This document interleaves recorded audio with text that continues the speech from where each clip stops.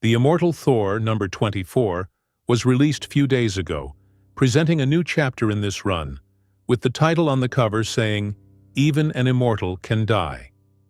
During the God War, the elder gods battled each other to claim all, ravaging the earth and preventing Gaia's creations to survive. Gaia communed with the demiurge to birth Atum, the first of the new gods, in an attempt to end the God War. As the ruler of the elder gods, Kemur was the first to confront Atum, but retreated from the confrontation and cowered. The Utgard Loki created his own plane, Utgard, as a place to escape to, but he saw strength in numbers and was joined by other elder gods.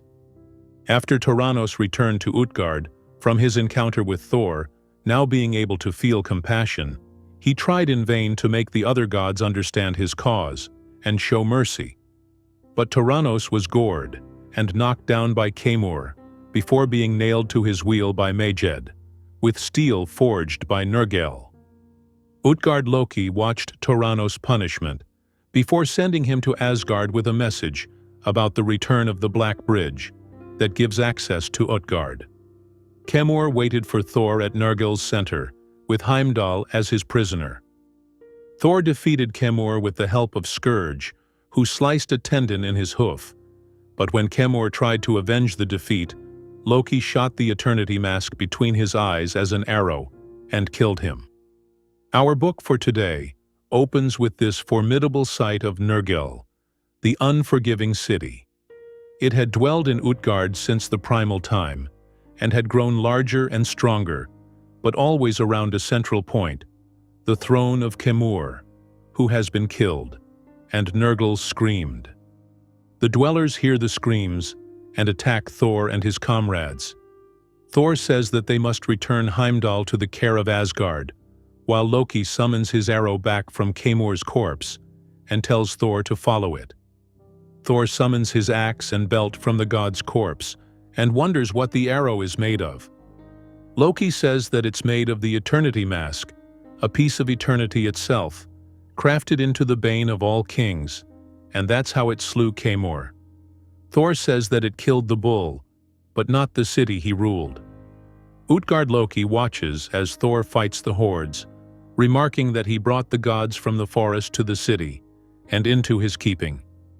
He can hold Thor and his comrades in a frozen moment that lasts as long as he wishes. But the story moves on, and if there are rules to this game with Gaia, then let the oldest rule apply, that Thor must pass his trial. Loki leads the warriors to the Utgard Gate, the way to the Black Bridge, and back to Asgard. Thor and Scourge try to close the gate, to seal the forces of Utgard in their land, but they are interrupted by Utgard Loki, who tells them that they are not magicians, and can't rewrite the game as they play it. They walked through this gate to face their trial, and such trial is not to be escaped, as Thor's strength is no match for the god's magic. Utgard Loki destroyed the gate, and now the hordes of Utgard would sweep across Asgard, and then Midgard, and every other realm. Thor tells Hermod to cross the Black Bridge, to carry Heimdall to safety, while he will stay behind to fight the hordes. Hermod does as Thor told him to do, while Thor notices that Loki is gone.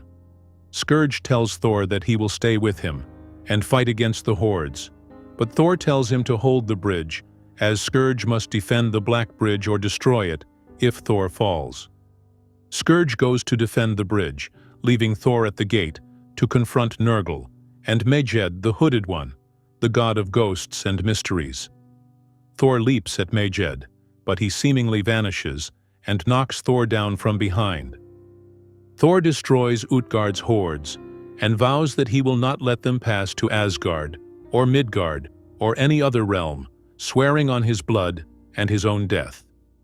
Thor then hurls his axe at Maged, who dodges the blow and punches Thor, telling him that he is fighting Utgard hordes, and Maged himself, who is greater than them all. Maged picks Thor up with one arm and tells him that he sent his servants away to wait their turn to die. But Thor says that he sent his friends away, but his servant is the great thunder, that sears flesh to the bone. and it's still with him. Thor breaks free from the god's grip and strikes him with a massive bolt of lightning, yelling that the storm is his servant. Thor was in the final minutes of his life, and in the face of that end, the wrath of the storm was dreadful to behold.